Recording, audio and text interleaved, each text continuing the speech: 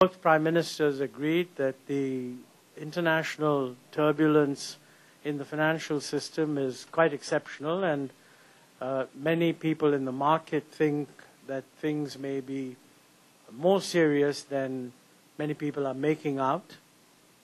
I think they both agreed that this showed that there was a fundamental weakness in the system of multilateral surveillance, that globalization has produced an integrated financial world around the world, but it doesn't have a single monetary authority that becomes responsible for taking care of global problems.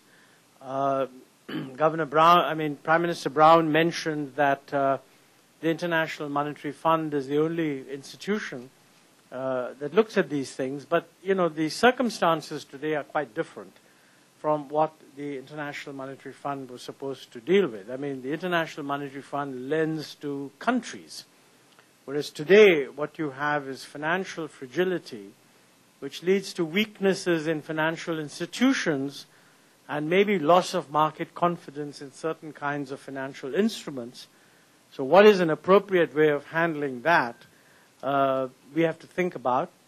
Prime Minister Brown mentioned that in the aftermath of the East Asian crisis, there was a perception that better financial regulation and supervision was necessary, and several mechanisms for international consultation were put in place, including the Financial Stability Forum.